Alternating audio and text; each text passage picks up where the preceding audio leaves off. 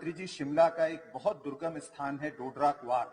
वे यहाँ 2 वर्ष से निष्ठा के साथ कार्य कर रहे हैं। तो अब मैं आपसे आग्रह करूंगा कि आप संवाद को प्रारंभ करें। नमस्ते प्रधानमंत्री जी। प्रधानमंत्री जी, मैं डोडरा क्वार में दो साल से पोस्टेड हूँ। सर, ये अति दुर्गम इलाका है। सर, यहाँ पे अत्यधिक हिमपात होता है। इसके कारण ये 5 से 6 महीने बाहरी दुनिया से इसका संपर्क हमेशा कट जाता है। सर, हमारा सबसे इसी कारण हमारा वैक्सीनेशन भी सर बहुत लेट स्टार्ट हुआ था 5 अप्रैल को, और हमने सबसे पहले वैक्सीनेशन खत्म भी कर लिया था डिस्ट्रिक्ट में। सर, हमारे यहाँ पे सर 2 जगह है, एक पंडार है और एक जाखा है। सर, पंडार जाने के लिए 8 घंटे लगते हैं और जाखा जाने के लिए सर पैदल, पंडार जाने के लिए एक साइड से 8 घंटे लगते हैं और जाखा जाने के लिए आने और जाने के लिए सर 10 घंटे लगते हैं। सर, यहाँ पे जाने के लिए सर नदी को पार करते हुए, मानव निर्मित पुल को पार करते हुए झूला का प्रयोग करते हुए जंगल से जाना पड़ता है, और सब खाना वगैरह सब साथ में लेके जाना पड़ता है, और चढ़ाई अत्यधिक होती है तो इसलिए रास्ते में सांस भी कभी कभी फूलने लग जाती है। और सर, यहाँ पहुंचने के बाद ये यहाँ पे इस जगह का सर हम किसी से कम्युनिकेशन भी नहीं कर सकते हैं, क्योंकि यहाँ पे सिग्नल वगैरह यहाँ पे कभी मौजूद नहीं होता है। सर હું મુખ્યમંત્રીજીનો બહુ બહુ આભાર કરવા માંગુ છું કે હું દુર્ગમ ઇલાકામાં પોસ્ટેડ છું ને અમને કદી એવું लाग्યું પણ નહીં कि દર વખતે અમને મુખ્યમંત્રીજીનો સહયોગ મળ્યો હતો, તો એમના માટે હું બહુ બહુ આભાર પ્રકટ કરું છું। नहीं सर, जब ठंड आती है तो सर हमें कभी कभी मतलब चैलेंजेस भी फील करने पड़ते हैं कि जैसे पेशेंट को अगर रेफर करना है, जैसे हमारा नियर बाय रेफरल यूनिट है रोडू है, तो उसके लिए सर कम से कम हमें 10 घंटे मतलब पेशेंट को भेजना पड़ता है। तो सर ये थोड़ी हमारे यहाँ पे कठिनाइयां आती हैं, और सर इन चैलेंजों को फील करते हुए सर हम धीरे धीरे आगे बढ़ते गए थे। सर, हमें मतलब वैक्सीनेशन से सर हमें कभी ऐसा फील नहीं हुआ कि हम दुर्गम इलाके में, तो हमारे लिए हमेशा से कोटा सीएमओ ऑफिस से और जगह से हमें हमेशा कोटा मिलता गया था, और हमें मतलब कोई भी दिक्कतों का सामना नहीं करना पड़ा था। और सर, हमने ये पूरी कोशिश की थी कि हर गांव में एक हमने टीम भेजी थी कि वो लोकल लैंग्वेज में लोगों को समझा सके कि वैक्सीन का क्या यूसेज है और वैक्सीन सबसे बड़ा कोरोना के प्रति हथियार है। ये समझाने के लिए हमारी एक टीम हर गांव में गई थी, उन्होंने लोकल लैंग्वेज में लोगों को समझाया था। और सर, हमें एक दिक्कत सबसे ज्यादा हुई थी कि एंट्री कैसे करनी है कोविड वैक्सीनेशन के लिए, क्योंकि हमारे यहाँ नेट मौजूद नहीं था। तो सर, हमारी एक टीम थी ये क्वार में, और दूसरी डॉक्टरों की टीम थी चिड़गांव में, जो कि 75 किलोमीटर दूर है सर। वहां पे क्वार से ये लोग एक व्यक्ति का नाम, नंबर, मोबाइल नंबर सब टेलीफोनिकली बताते थे। फॉर एग्जाम्पल, अगर 100 लोगों को वैक्सीन लगानी है तो 100 लोगों को ऐसे टेलीफोनिकली बताते थे। और जो दूसरी डॉक्टरों की टीम थी सर, वो रजिस्टर में एक नाम, मोबाइल नंबर, फोन नंबर सब लिखती थी, और उसके बाद वो कोविन ऐप में चढ़ाती थी। सर, कभी कभी दिक्कत ये हो जाती थी कि सिग्नल ही नहीं है, तो हमें ये पता ही नहीं चलता था कि कितनी वैक्सीन लगी है, तो हम वो अगले दिन एंट्री कराते थे। और सर, कभी ये दिक्कत होती थी कि मतलब सिग्नल तो है मगर हमें सुनाई नहीं दे रहा है, तो कुछ लोगों की एंट्री हो जाती थी, कुछ लोगों की फिर हम अगले दिन जाके एंट्री कराते थे। और सर, मैं आउटसाइडर हूँ हिमाचल से, तो मुझे हिमाचल की सर सबसे अच्छी बात ये लगी कि यहाँ पे छोटे से लेके बड़े अधिकारी तक आप किसी से भी मिलते हैं, हर कोई हाथ जोड़ के नमस्ते करता है। कोई मॉडर्न कल्चर और इतना नहीं है, हमारे संस्कार यहाँ पे मौजूद हैं। और सर, छोटे से लेके ऊपर तक लेवल तक मैंने हिमाचल में कभी भी करप्शन जैसी कोई चीज नहीं देखी। यहाँ मुझे सबसे अच्छी चीज लगी है यहाँ पे। और सर, हमें पूरा सहयोग मिला था हर डिपार्टमेंट से। और सर, सबसे अच्छा मैं एक पर्सनल एक्सपीरियंस शेयर करना चाहूंगा। सर, यहाँ पे अगर किसी भी नेता और किसी से भी मिलना होता है तो बाकी जगह जाते हैं तो पीए वगैरह से कांटेक्ट करना पड़ता है, लाइन में लगना पड़ता है, बहुत सारे प्रोसेस होते हैं। बट सर, मैं एक बार पर्टिकुलर यहाँ के डिप्टी स्पीकर हैं हंसराज जी, उनसे मिलने गया था, तो मुझे सीधे फोन करके बोला आप आके मिल सकते हो। कोई प्रोसेसर नहीं था और कुछ नहीं था, और मैं सीधे उनसे जाके मिलके और अपनी जो बातें थी उन पे रख पाया। और सेम प्रोसीजर सर ये मुख्यमंत्री जी के भी साथ है। तो सर, ये मुझे बहुत अच्छा लगा कि प्रदेश में शांति का प्रतीक है और ये अच्छी चीज है। सर तुम्हारा बहुत बहुत आभार, हमने मोटिवेट करवा। राहुल, आप कच्छ छोड़ करके यहाँ कैसे पहुंच गए? सर, उसके पीछे भी सर एक इंटरेस्टिंग स्टोरी है। सर, मैंने कभी पहाड़ वगैरह देखे नहीं थे, तो मैंने सोचा कि पहाड़ में जाता हूँ। तो फिर मैंने सोचा सब जगह हिमाचल में पहाड़ है, तो डोडरा क्वार में भी पहाड़ ही होंगे। तो और फिर मुझे पता चला कि ये टफ एरिया है, तो मैंने सोचा कि ये टफ एरिया में अगर मैं कर सकता हूँ, अगर प्रैक्टिस कर सकता हूँ अच्छे से, तो मैं बाकी एरिया में भी कर सकता हूँ। और ये मेरे लिए अपने आप में एक चैलेंज था जिसको मैंने सर कोशिश की मतलब पूरा करने के लिए। तो पढ़ाई कहाँ पर की? सर, मैंने रशिया से की थी, स्मॉलेंस्क से। अच्छा, और उसके बाद आप हिमाचल में कब आए? सर, मैं हिमाचल में सर ये 14/6/2019 को आया था। उससे पहले सर मैं दिल्ली में सर कस्तूरबा गांधी में 9 महीने मैंने जेआरशिप की थी पीडियाट्रिक्स में। तो रेगिस्तान की गर्मी और हिमाचल की ठंडी, ये बराबर सेट हो गए आप? हाँ सर, धीरे धीरे सर स्टार्टिंग में तो काफी दिक्कतें आई थी, मगर धीरे धीरे मैं सेट हो गया था। जैसे ठंडियों में सर बहुत दिक्कतें आ जाती हैं कि मतलब सब जगह बर्फ ही बर्फ होता है, तो मतलब उस टाइम पे बहुत दिक्कतें आ जाती हैं। तो कच्छ के लोगों को हिमाचल देखने के लिए बुलाते हो कि नहीं बुलाते हो? ये सर मैं जब पहली बार आया था तो मैं फादर को भी साथ में लेके आया था, तो वो तो मतलब डर भी गए थे। जैसे ही चंसल घाटी में बैठे तो वो तो सर गाड़ी में भी पीछे बैठ गए, बोला कि इतनी छोटी ये जगह मैं नहीं देख सकता, मतलब डर भी गए थे। मगर फिर फाइनली वो आ भी गए थे। और सर मेरे फ्रेंड्स भी आते हैं। हिमाचल के लोगों को कच्छ का रणोत्सव दिखाया कि नहीं दिखाया? नहीं सर, मगर सर मैं कोशिश करूंगा रणोत्सव में मतलब साथ में लोगों को, फ्रेंड्स को ले जाने के लिए। अच्छा राहुल, मैं हिमाचल से बहुत परिचित हूँ, मैं इस इलाके को भी जानता हूँ, बड़ा दुर्गम है और सिरमौर के इंटीरियर जाता है तो और दुर्गम है। हाँ सर। अब देश में ये चर्चा होती है कि इतनी मुश्किल परिस्थितियों के बावजूद भी हिमाचल में वैक्सीन वेस्टेज ना के बराबर है। हाँ सर। बड़ा ही सर कौन से इसके आप सभी ने ये कैसे सुनिश्चित किया? सर इसके लिए हमने सर सबसे पहले ये किया था कि हम जैसे जिस एरिया में वैक्सीन लगाना है तो आशा वर्कर और आंगनवाड़ी वर्कर से हम पहले फीडबैक ले लेते थे, क्योंकि सर कुछ लोग होते हैं भेड़ चालक हैं, तो वो मतलब यहाँ से वहां घूमते रहते हैं। और जैसे कुछ लोग हैं मतलब डोगरी और मतलब खेतों में जा रहे होते हैं, तो पहले हम एक दिन पहले इन्फॉर्म करके और उन्हें डाटा कलेक्ट कर लेते थे कि कितने लोग पहुंचने वाले हैं। क्योंकि हमारे कुछ सर एरिया ऐसे हैं कि अगर वैक्सीन लगा दी तो हम अगले दिन वापस भी नहीं ला सकते हैं, तो हम उस हिसाब से एकदम एडजस्ट करके उतनी ही वैक्सीन लेके जाते थे कि मतलब कोई भी जीरो वेस्टेज ना हो पाए। तो सर हम इस हिसाब से करते थे। नहीं, आपने एक्चुअली वायर में 11 डोज होते हैं, ऑफिशियली तो 10 बताते हैं लेकिन 11 होते हैं। Yes sir. 11 डोज का उपयोग करने का प्रयास हुआ है क्या? यस सर, ज्यादातर हमने यही कोशिश की कि मतलब 11 डोज मतलब इस्तेमाल हो सर, हमारी ज्यादातर कोशिश यही थी। अगर हम बहुत ही प्रोफेशनल वे में इस काम को करें, यस सर, 11 के 11 डोज सही उपयोग करें तो हाँ 10% खर्चा कम हो सकता है वैक्सीनेशन का। ये सर हमारी ज्यादातर सर ये कोशिश यही थी और सर यही हुआ है सर हमारे यहाँ पे ज्यादातर मैक्सिमम सर। चलिए डॉक्टर, जिस क्षेत्र में आप डटे हुए हैं वहां एक जगह से दूसरी जगह जाने में भी काफी समय लगता है। यस और सर, मुझे एक गुजरात प्रकार आने से में 2 दिन लग जाते हैं। शारीरिक रूप से भी बहुत थकान वाला काम होता है, और इसलिए मैं आपको भी और आपकी पूरी टीम को बहुत बधाई देता हूं कि आपने दूर सुदूर पहाड़ों में और बर्फीली चोटियों तक इस वैक्सीनेशन का काम पहुंचाया है। बहुत बहुत बधाई आपको। नमस्कार सर। दयाल सिंह जी नमस्ते। नमस्कार जी। नमस्कार सर। दयाल सिंह जी बताइए, अब देखिए सर, मंडी वालों से जब मैं बात करता हूं तो मुझे हमेशा अच्छा लगता है, और मंडी में मेरा बहुत आना जाना रहता था, और मुझे बताया गया है कि आप भी जयराम जी के क्षेत्र से ही है। जी सर। जी सर। जयराम जी प्रदेश को नेतृत्व दे रहे हैं और आप टीकाकरण को अपने गांव में सफल बनाने में जुटे हैं। जी सर। जी सर। लगता है सराजियों ने पूरा जिम्मा अपने कंधे पर ले लिया है। जी सर। जी सर। हाँ बताइए। जी सर, मैं पहले 2006 से 11 तक प्रधान भी रहा अपने थुनाग पंचायत से। बलझार पंचायत हमारी पड़ती सर। तो उसके बाद हम अभी 60 साल से ऊपर हो गए, हमने भी अपने आप को टीका कराया। लोगों को डर लग रहा था कि टीका कैसे कराएं, ना जाएं। लोगों को मोटिवेट किया गांव गांव जा करके सबको, जो हमने अपना टीका करा करके उनको बताया कि हम स्वस्थ है, सब कुछ ठीक है, तो लोग जो है धीरे धीरे टीकाकरण की तरफ आने लगे। ये थुनाग तो मंडी से काफी दूर पड़ता है। जी सर। वहां आप जैसे साथियों को टीका लगवाने में किस तरह की चुनौतियां आई और कैसे आपने उनको दूर किया?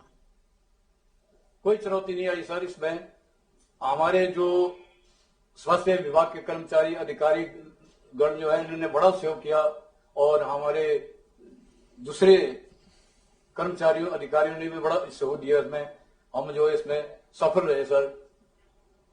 अच्छा, एक कठिनाई तो थी आप कहे मानते नहीं होगा। अब देखिए देश में टीकाकरण को लेकर बहुत सारी अफवाहें चलाई गई, लोगों को में अविश्वास पैदा हुआ, यहाँ तक के खेल किए गए। अब ऐसे में गांव के व्यक्ति को समझाना जरूर कुछ तो दिक्कत आई होगी। नहीं, पहले तो दिक्कत आई। कुछ लोगों ने भ्रांतियां फैलाई कि इस टीकाकरण से ये हो जाएगा वो हो जाएगा, लेकिन हमने उनको ठीक ढंग से समझाया कि इसमें कुछ नहीं होता है। अब हमने भी खुद टीका लगाया और उनको भी टीका कराए। अब जो है लोग धीरे धीरे जो है आने शुरू हो गए। और माननीय मुख्यमंत्री जी का तो बहुत इसमें सहयोग रहा। आपका भी हम बहुत आदर करते हैं, जिसने आपने देश को इतना चलाया और देश पहले नंबर पर रहा और हिमाचल प्रदेश जो है पहले टीकाकरण में पहले नंबर पर रहा। सर, इसके लिए हम आपके आभारी हैं। देखिए दयाल जी, आपके माता पिता ने आपके अंदर बचपन से ही ये गुण देखे हैं। दयालु है आप, इसलिए आपका नाम भी दयाल रख लिया है। जी सर। देखिए आप सभी सचमुच में बहुत प्रशंसनीय काम कर रहे हैं और तभी इस प्रकार की सफलता हिमाचल को मिल पा रही है। और एक टीम बनकर के काम किया, ये मैं देख रहा हूं कि डॉक्टर हो, सरकारी डिपार्टमेंट हो, मुख्यमंत्री हो, सबने एक टीम बनकर के काम किया है। अब देखिए पहले डोज में तो सफलता पाई है, अब दूसरी डोज के लिए भी हमें जरा भी ढीला नहीं पड़ना है। जी सर। और जब मैं मंडी वालों से बात करता हूं तो मैं तो कहूंगा ही, मंडियाड़ी धाम का स्वाद मैं मिस कर रहा हूं। सर मंडी को तो आप दूसरा घर मानते हैं, ये पहले से हमें मालूम है सर। आप यहाँ प्रभारी रहे और अच्छे तरीके से आपने देश को भी संभाला है। हम आप पर पूरा भरोसा रखते हैं कि आगे भी आपको भगवान लंबी आयु दे और इस देश को संभाले। मुझे पूरा भरोसा है कि आज भी ये मंडियाड़ी धाम का स्वाद वैसा ही रहता होगा। जी सर, जी सर। चलिए आपको बहुत बहुत शुभकामनाएं। Thank you sir. आइए अब निर्मा देवी से ये बात करते हैं। नमस्ते निर्मा सर। जी नमस्ते। निर्मा जी, जिस इलाके में आप काम करती हैं वो तो एक प्रकार से तीर्थों की धरती है। वहां मणिकर्ण भी है और मलाना जैसा प्राचीन देव गणतंत्र भी है। मलाना में टीकाकरण को लेकर आपके कई विशेष अनुभव रहे होंगे, क्योंकि मलाना एक विशिष्ट प्रकार का है। मैं स्पेशली मलाना देखने के लिए गया था, वहां के विषय में इतना सुना था, तो मैं जानना चाहूंगा आपके अनुभव क्या रहा। सर, मलाना में अपना जमदग्नि ऋषि का आदेश के बिना कोई भी कार्य नहीं किया जा सकता। तो मलाना एक बहुत पुराना गांव है सर। यहाँ पे अपना ही कानून चल रहा है, बाहर से किए गए आदेश को नहीं माने जाते सर। अच्छा, मलाना ही नहीं, कुल्लू सहित हिमाचल के हर कोने में देवी देवताओं में बहुत विश्वास है। देवता जी से जुड़े लोगों में ने टीकाकरण में आपकी मदद की है? सवाल पूछे शुरू में। जी सर, जमदग्नि ऋषि से आदेश लिया हमने। जमदग्नि ऋषि से उनको बिना पूछे हमारा वहां पे कोई कार्य नहीं किए जाते, पहले आज्ञा लेना पड़ता है सर जमदग्नि ऋषि से। अच्छा, मलाना जाना है तो कितना समय पैदल चलना पड़ता था? 6 घंटे का पैदल सफर करना पड़ता है सर। 6 घंटे चल के जाना पड़ता था? हाँ जी, घड़ी चुड़ाई होके सर। और टीकों का बॉक्स वगैरह कैसे ले जाते थे उसको? स्पेन के सहायता से लिया जाता है, स्पेन में वैक्सीन केयर सर। देखिए निर्मा जी, मैं आपको, कुल्लू जिला प्रशासन को और मेडिकल से जुड़े सभी अधिकारियों कर्मचारियों को बहुत बहुत बधाई देता हूं। आप लोगों ने संवाद और सहभागिता का जो मॉडल मलाना और जिले के दूसरे दुर्गम क्षेत्रों में अपनाया है, वो बहुत बड़ी प्रेरणा है। भाषा, बोली, भौगोलिक चुनौतियों को कैसे दूर किया जा सकता है, आस्था, संस्कृति को कैसे विज्ञान से जोड़ा जा सकता है, ये आप सभी ने कर दिखाया है। अब जैसा मैं हमेशा कहता हूं, आपको फिर कहूंगा कि दूसरी डोज इसी जुनून से आप लोगों को आगे बढ़ना है और हिमाचल को इसमें भी नंबर 1 रखना है। चलिए, आपको बहुत बहुत शुभकामनाएं।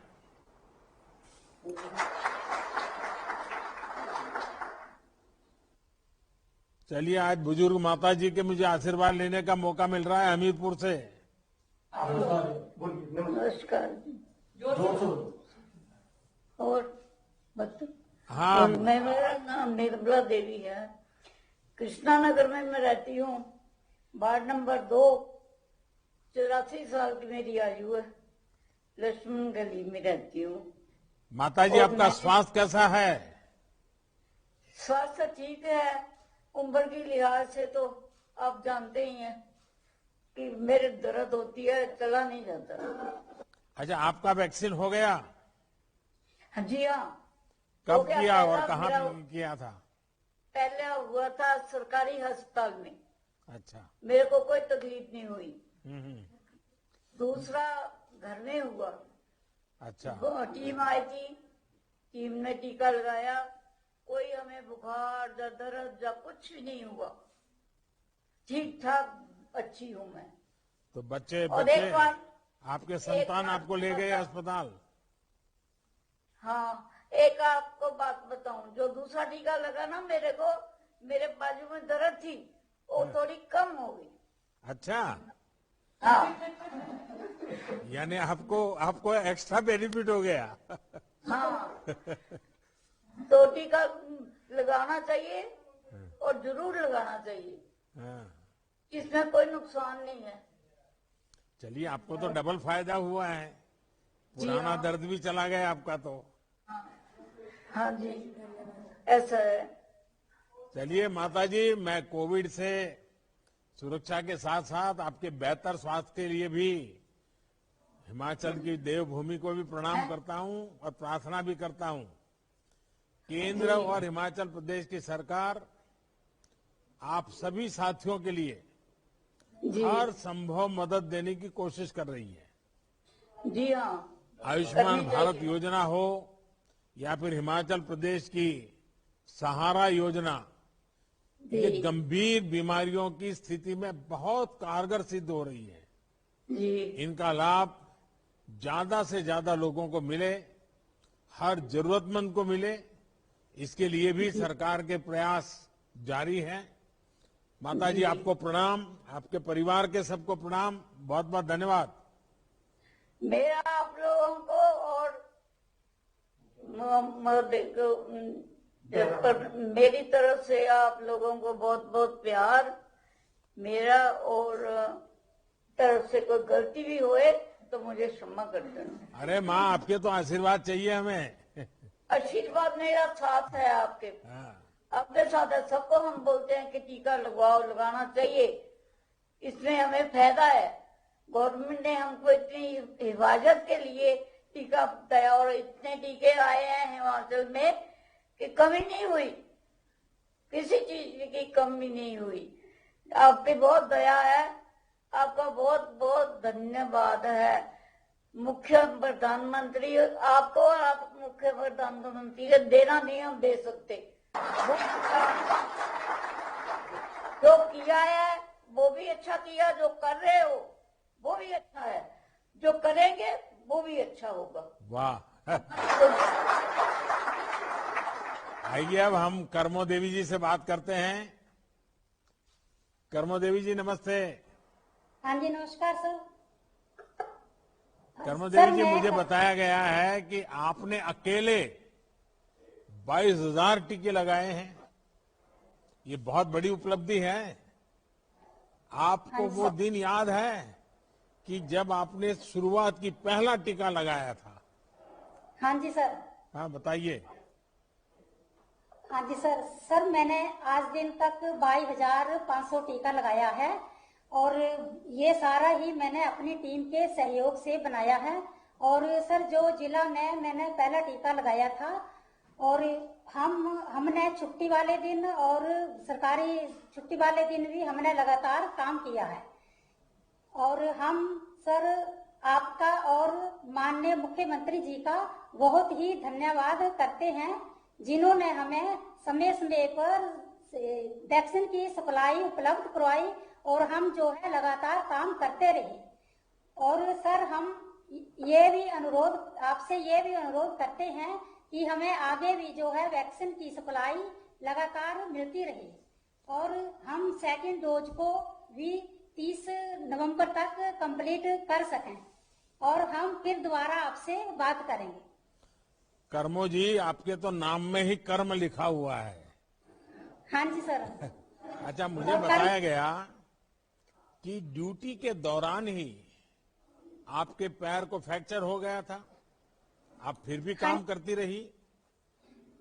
आपको ये लगा नहीं कि आपको आराम करना चाहिए, या आपके परिवार ने भी थोड़ा नाराजगी व्यक्त की होगी कि ये पैर ऐसा ही कमी रह जाएगी तो क्या करोगी, घर में झगड़ा भी हुआ होगा? नहीं सर, सर ड्यूटी के दौरान 4 जुलाई को मेरे पैर का फ्रैक्चर हुआ था और फिर मैंने 5 जुलाई को भी ड्यूटी की और उस दौरान जो है शाम तक मेरे पैर में काफी सोजिश और दर्द हुआ। तो फिर सर डॉक्टर ने मुझे 4 सप्ताह का रेस्ट लिखा और मेडिसिन लिखी। तो सर फिर मैंने घर में लगातार रेस्ट किया और दवाई खाई और सर फिर मैं जो है 8 दिन के बाद मुझे ऐसे लगा कि अब मैं ठीक हूँ और मुझे ड्यूटी ज्वाइन कर लेनी चाहिए। तो फिर सर मैंने फिर ड्यूटी ज्वाइन कर ली और अब जो है मैं लगातार वैक्सीन लगा रही हूँ। और सर मेरे परिवार ने मुझे बहुत सपोर्ट किया, उनका भी यही कहना था कि आपको ये चांस मिला है, आप लोगों की सेवा करो। कर्मो देवी जी, आप जैसी बहनें सही मायने में कर्मयोगी हैं। दुनिया का सबसे बड़ा और सबसे तेज टीकाकरण अभियान आप जैसे साथियों के संकल्पों के कारण ही सफलता से आगे बढ़ा है। आप अपने स्वास्थ्य का भी ध्यान रखिए। मेरी तरफ से बहुत बहुत शुभकामनाएं और आपकी पूरी टीम को भी बहुत बहुत धन्यवाद। हाँ जी सर। आइए अब उपासक जी से बात करते हैं। सर नमस्कार जी। उपासक जी नमस्ते। तो नमस्कार जी।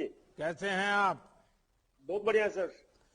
अच्छा, उपासक जी बताइए, सबसे पहले मैं जानना चाहूंगा कि आपने खुद ने वैक्सीन की दोनों डोज लगवा दी और डोज लगवाई तो आपको कोई समस्या हुई? क्या हुआ, कैसा रहा? नहीं, ऐसा कुछ भी समस्या नहीं हुआ सर। जब मेरे दोनों डोज में कुछ भी नहीं हुआ। मेडिकल वाले बोलते थे कि कुछ आपको बुखार आ सकता है या कुछ हो सकता है, लेकिन ऐसा मेरा को कुछ भी नहीं हुआ जी। तो मैंने फिर वही बातें लोगों को बताया कि भाई ऐसा कुछ भी नहीं, आप ही बढ़ चढ़ के आए जी आगे। देखिए उपासक जी, आपका तो सासुर घोंपा एक आस्था का बहुत ही महत्वपूर्ण स्थान है। जी जी। और मैं जानना चाहूंगा कि अपनी इस भूमिका का उपयोग, क्योंकि कभी कभी आध्यात्मिक पुरुषों के द्वारा संदेश जाता है तो बात बहुत तेजी से पॉजिटिव हो जाती है। आपने अपनी इस भूमिका का उपयोग टीकाकरण अभियान में कैसे किया? सर लोगों के मन में जो संदेह थे, अफवाहें फैल चुकी थी और थोड़ा मन आशंकित रहता है, तो कोई धर्मगुरु कहता है तो जरा गले उतर जाता है, तो वो सारी आशंकाएं क्या थी? जब हमारे घाटी में पहली बार कोरोना आया जी, फिर लोग मतलब समाज से बिल्कुल कट ऑफ से हो गए जी। लोगों का घर से बाहर निकलना मुश्किल हो गया। जो हमारे जितने भी मंदिर गोम्पा थे सब बंद हो गए जी। लोगों का जो सामाजिक सरोकार, मिलना जुलना सब कुछ बंद हो गया था जी। तब उसके बाद आपके कृपा से जब भारत का अपना वैक्सीन बना जी, तो वैक्सीन आने पर भी लोग इतना आशंकित और भ्रमित थे कि अभी इसको हमने नहीं लगाना है, इससे कहीं कोई दूसरा बीमारी ना फैल जाए। तो हमने अपने उसमें हमने जो भी हमारे, क्योंकि एक तो लाहौलपुरा बहुत बहुल देश एक घाटी है जी, तो हमने सभी गोम्पाओं के लामाओं से हमने अपना एक संवाद स्थापित किया। हमने कहा कि अब हमें ये खासकर गोम्पाओं में पूजा पाठ से केवल ये कोरोना जाएगा नहीं, इसलिए हमने कहा कि अभी उनको सबको लामाओं को इकट्ठा करके एक पब्लिक में एक जन अभियान से एक मैसेज भेजेंगे जी। तो हमने सभी गोम्पाओं को कहा कि आप हर अपने गोम्पे के अंतर्गत जितने भी गांव आते हैं, आप उनको फरमान जारी करें कि ऐसा वैक्सीन से कोई भी ऐसा आने वाला नहीं है, बीमारी नहीं आएगी। तो उससे लोग प्रभावित होकर धार्मिक गुरुओं के उनके हस्तक्षेप से प्रभावित होकर लोग भी खुल के बाहर निकले जी। तो लोगों ने ये वैक्सीनेशन का शुरू किया जी। इसी बीच में फिर हमारे बौद्ध धर्म गुरु दलाई लामा जी ने भी अपना वैक्सीन लगाया, वो भी मतलब उसके भी वीडियो आया जी, तो हमने उस वीडियो को भी जन जन तक पहुंचाया, तो लोग उससे भी दलाई लामा जी से भी प्रभावित होकर लोग आगे आए जी, फिर लोगों ने अपना अपना वैक्सीन लगाया। उसी तरह हमारे एक उप तहसील है जी स्पीति में जी, जो वहां पर पूरा दुनिया में सबसे ऊंचाई में स्थापित एक गांव है जी, कोमिक गांव जी, वहां भी एक हमारे बौद्ध भिक्षु रहते हैं जिसे हम चोमो कहते हैं जी, उन्होंने भी जितने भी मेडिकल के टीम है, आशा वर्कर्स, आंगनबाड़ी, जो भी मेडिकल टीम आए, उनके साथ स्वयं उन्होंने जाकर गांव के लोगों को वैक्सीन के लिए प्रेरित किया, और पूरा मतलब 100% उस गांव को उन्होंने हिमाचल में पहला गांव होने का एक सौभाग्य भी उन्होंने उनके हस्ताक्षर से हुआ जी। उपासक जी, मुझे तो कई बार लाहौल स्पीति आने का मौका मिला है, और उस समय जब आते थे तो रोहतांग होते हुए काफी चक्कर काट के लंबी सफर करके आना पड़ता था। अब तो अटल टनल बन गई है, इस टनल के खुलने से वहां के जीवन में क्या बदलाव आया है, आप लोग क्या अनुभव कर रहे हैं? महोदय जी, अब ये हमें एक अटल बिहारी वाजपेयी जी का बहुत बड़ा देन रहा कि लाहौल वालों को, उनके एक परम मित्र अर्जुन गोपाल जी भी बार बार कहते थे कि हम दिल्ली जाएंगे, उनको इसके सुरंग के बारे में बताएंगे, तो उन्होंने हमारे केलोंग में, जिला मुख्यालय केलोंग में ही उन्होंने सन 2000 में एक घोषणा की थी पब्लिक जनमंच से जी। तो उसके बाद ये थोड़ा उसमें काम तो आस्ते आस्ते शुरू होता रहा, लेकिन जब आपके प्रधानमंत्री नेतृत्व में जी, तो उस काम को गति मिला जी। तो ये जो पिछले साल ये तैयार होके मतलब जनता की सेवा में समर्पित भी हुआ जी। सौभाग्य से जी मैं उस दिन भी आपके स्वागत के दौरान भी मैं भी वहाँ मौजूद था जी, मैंने उस दिन भी आपका स्वागत किया जी।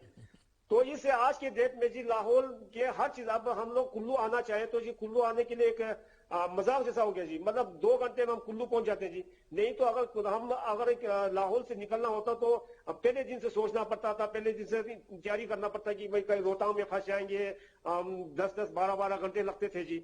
और आज इसके बनने से लाहौल में जितने भी हमारे जो खेती बाड़ी के जो हमारे फसल वगैरह है, वो मार्केट में जाने को दिक्कत नहीं हो रही जी।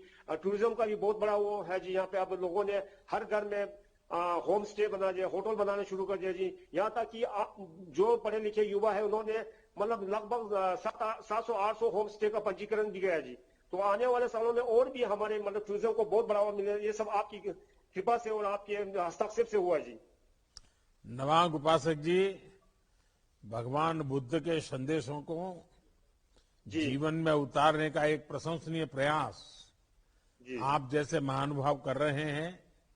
लोगों के जीवन को आसान बनाने के संकल्प में आपकी सहभागिता के लिए मैं आपका बहुत बहुत आभार व्यक्त करता हूं।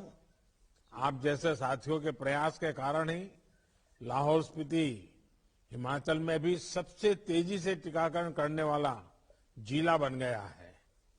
इन प्रयासों को हमें सभी जनजातीय क्षेत्रों में विकास के हर पहलू को लेकर जारी रखना है। मेरी तरफ से आपको बहुत शुभकामनाएं, बहुत बहुत धन्यवाद।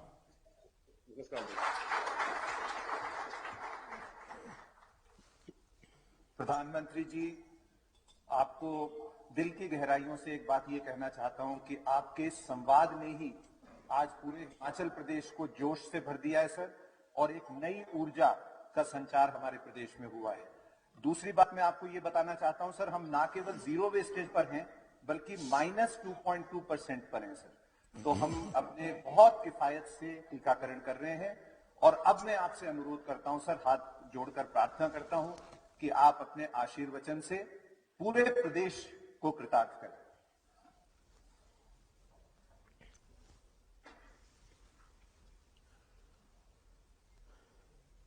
हिमाचल प्रदेश ने आज एक प्रधान सेवक के नाते ही नहीं बल्कि एक परिवार के सदस्य के नाते भी मुझे गर्व का अवसर दिया है।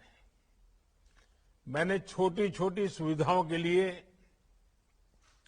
संघर्ष करते हिमाचल को भी देखा है, और आज विकास की गाथा को लिख रहे हिमाचल को भी देख रहा हूं।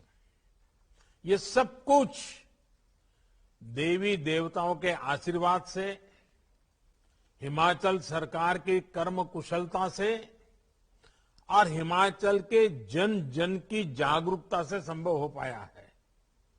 मैं फिर एक बार जिन जिन से मेरा संवाद करने का अवसर मिला और जिस प्रकार से सबने बातें बताई, इसके लिए मैं उनका तो आभार व्यक्त करता हूं, मैं पूरी टीम का आभार व्यक्त करता हूं। हिमाचल ने एक टीम के रूप में काम करके अद्भुत सिद्धि प्राप्त की है। मेरी तरफ से आप सबको बहुत बहुत शुभकामनाएं। हिमाचल प्रदेश के राज्यपाल श्रीमान राजेंद्र आर्लेकर जी,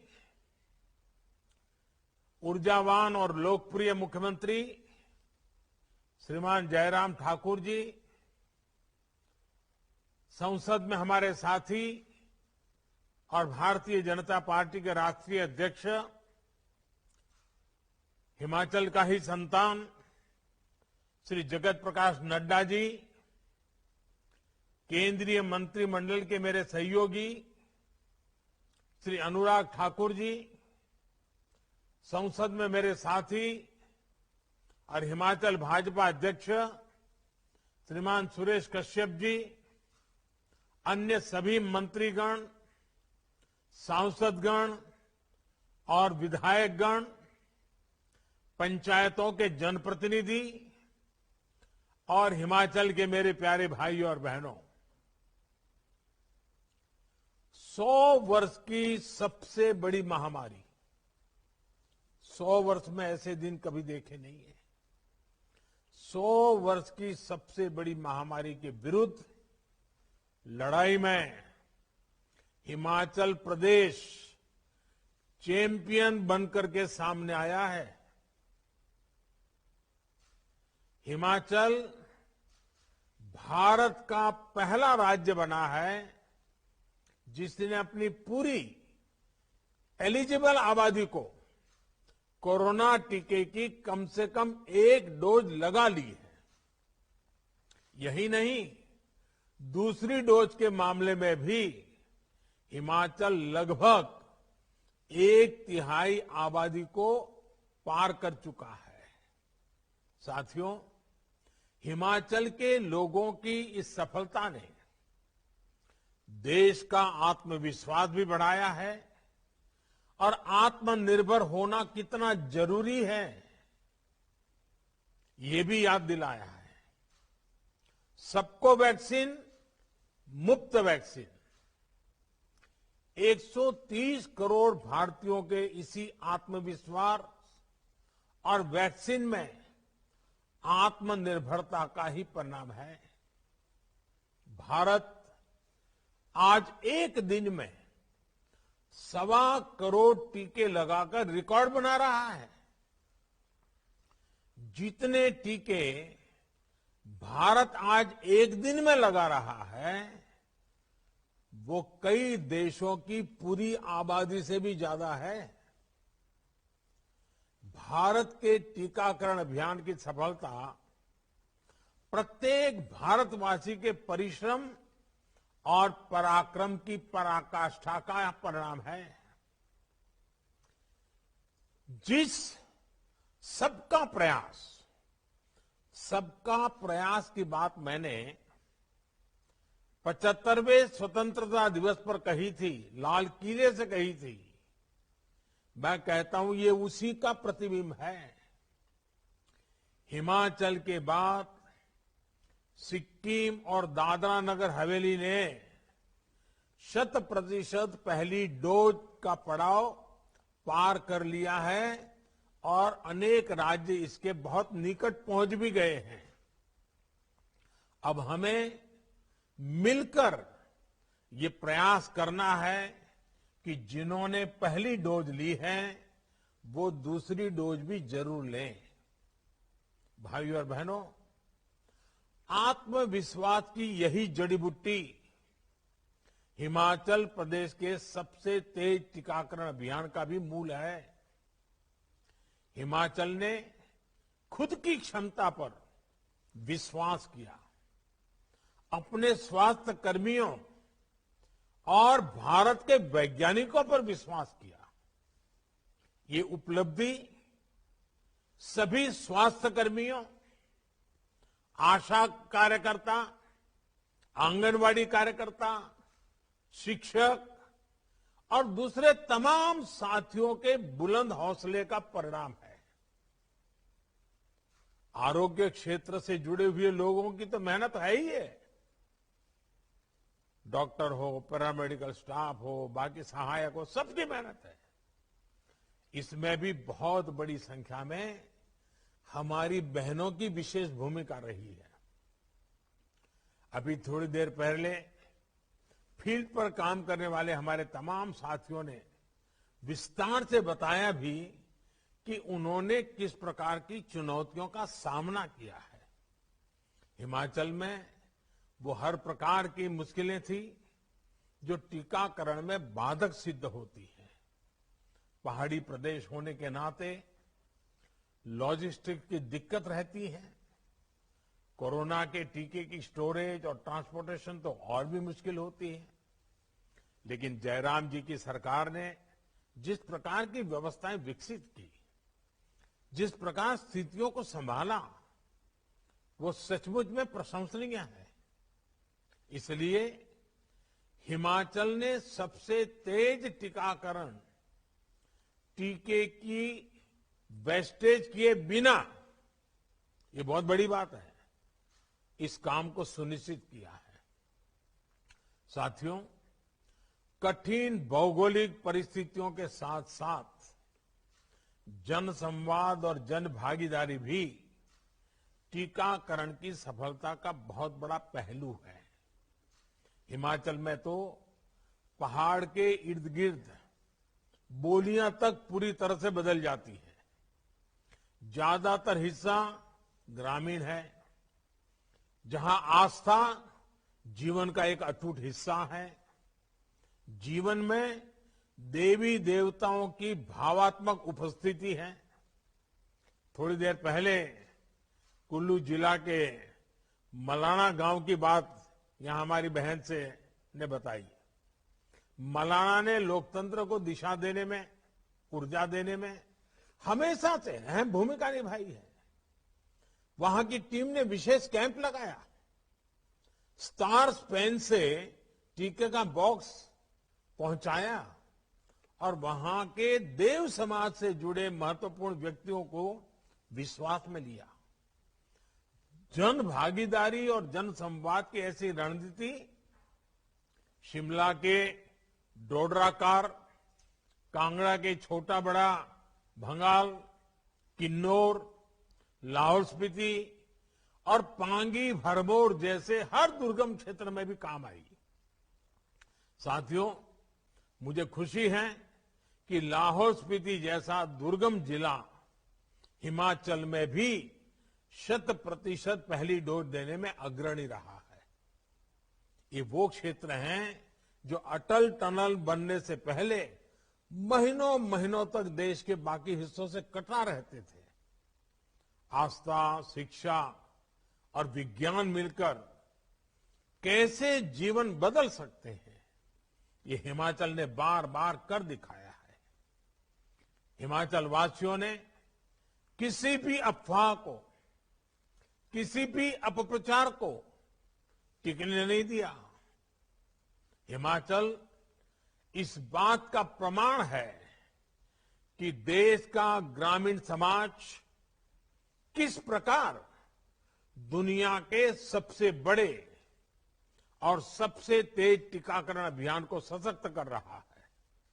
साथियों, तेज टीकाकरण का लाभ हिमाचल के टूरिज्म उद्योग को भी होगा, जो बड़ी संख्या में युवाओं के रोजगार का माध्यम है।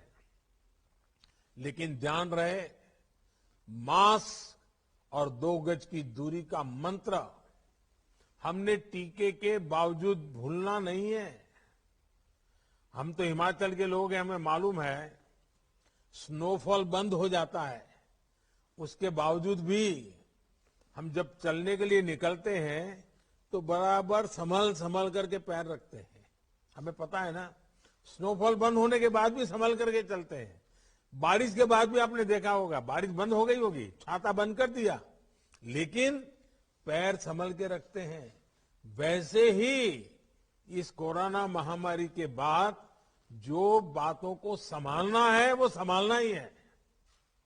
कोरोना काल में हिमाचल प्रदेश बहुत से युवाओं के लिए work from home, work from anywhere इसका पसंदीदा डेस्टिनेशन बन गया। बेहतर सुविधाओं, शहरों में बेहतर इंटरनेट कनेक्टिविटी का हिमाचल को बहुत लाभ मिल रहा है। भाई और बहनों, कनेक्टिविटी से जीवन और आजीविका पर कितना सकारात्मक असर पड़ता है, ये इस कोरोना काल में भी हिमाचल प्रदेश ने अनुभव किया है। कनेक्टिविटी चाहे रोड की हो, रेल की हो, हवाई कनेक्टिविटी हो या फिर इंटरनेट कनेक्टिविटी, आज देश की ये सबसे बड़ी प्राथमिकताएं हैं। प्रधानमंत्री ग्रामीण सड़क योजना के तहत आज 8-10 घरों वाली बस्तियां भी सड़कों से जुड़ रही है। हिमाचल के नेशनल हाईवे चौड़े हो रहे हैं। ऐसी ही सशक्त होती कनेक्टिविटी का सीधा लाभ पर्यटन को भी मिल रहा है। फल सब्जी का उत्पादन करने वाले किसान बागवानों को भी स्वाभाविक रूप से मिल रहा है। गांव-गांव इंटरनेट पहुंचने से हिमाचल की युवा प्रतिभाएं वहां की संस्कृति को, पर्यटन की नई संभावनाओं को देश विदेश तक पहुंचा पा रहे हैं। भाई और बहनों, आधुनिक टेक्नोलॉजी का, डिजिटल टेक्नोलॉजी का ये लाभ हिमाचल को आने वाले समय में और अधिक होने वाला है। विशेषकर शिक्षा और स्वास्थ्य के क्षेत्र में बहुत बड़े बदलाव होने जा रहे हैं। इससे दूर सुदूर के स्कूलों और स्वास्थ्य केंद्रों में भी बड़े अस्पतालों से, बड़े स्कूलों से डॉक्टर और टीचर्स वर्चुअली जुड़ सकते हैं। अभी हाल में देश ने एक और फैसला लिया है जिसे मैं विशेष तौर पर हिमाचल के लोगों को बताना चाहता हूं। ये है ड्रोन टेक्नोलॉजी से जुड़े नियमों में हुआ बदलाव। अब इसके नियम बहुत आसान बना दिए गए हैं। इससे हिमाचल में हेल्थ से लेकर कृषि जैसे अनेक सेक्टर में नई संभावनाएं बनने वाली है। ड्रोन अब दवाइयों की होम डिलीवरी में भी काम आ सकता है, बाग बगीचों में भी काम आ सकता है और इसका इस्तेमाल जमीन के सर्वे में तो किया ही जा रहा है। मैं समझता हूं ड्रोन टेक्नोलॉजी का सही इस्तेमाल हमारे पहाड़ी इलाकों के लोगों का पूरा जीवन बदल सकता है।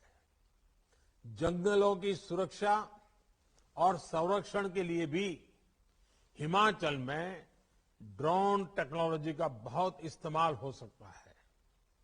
केंद्र सरकार की निरंतर ये कोशिश है कि आधुनिक टेक्नोलॉजी का ज्यादा से ज्यादा उपयोग सरकारी सेवाओं में भी हो। भाई और बहनों, हिमाचल आज तेज विकास के पथ पर अग्रसर है, लेकिन प्राकृतिक आपदाएं भी आज हिमाचल के लिए बड़ी चुनौती बन रही है।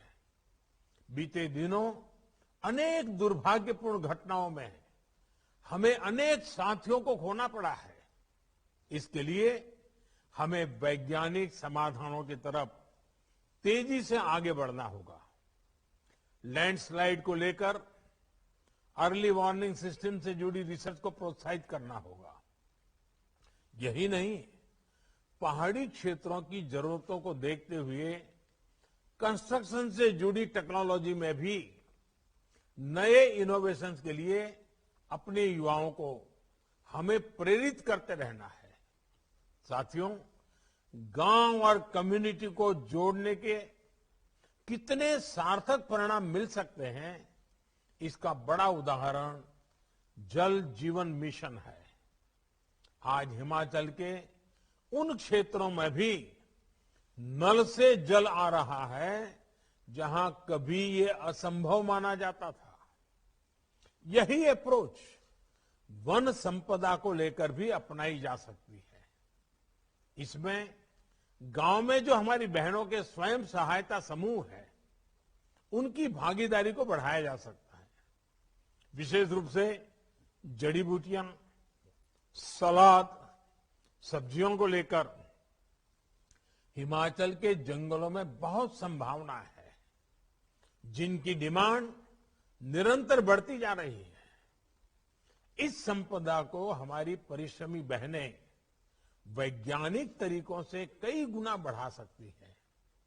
अब तो ई कॉमर्स के नए माध्यम से हमारी बहनों को नए तरीके भी मिल रहे हैं।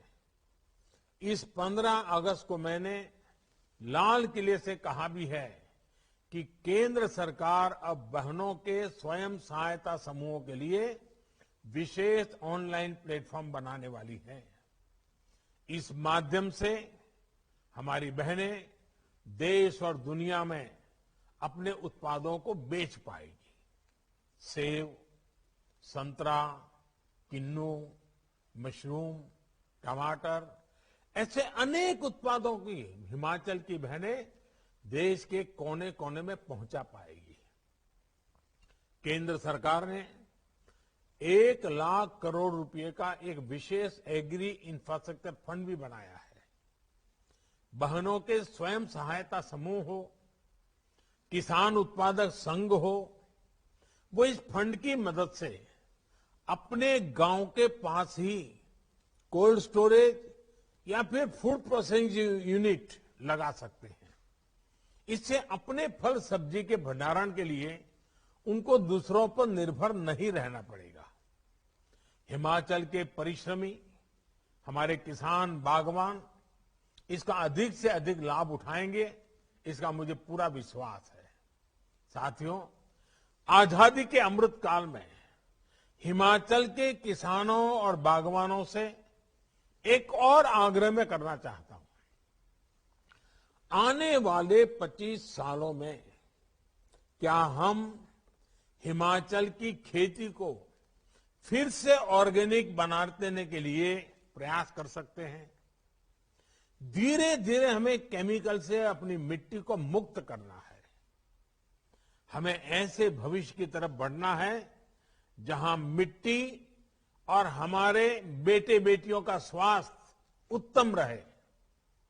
मुझे हिमाचल के सामर्थ्य पर विश्वास है, हिमाचल की युवा शक्ति पर विश्वास है।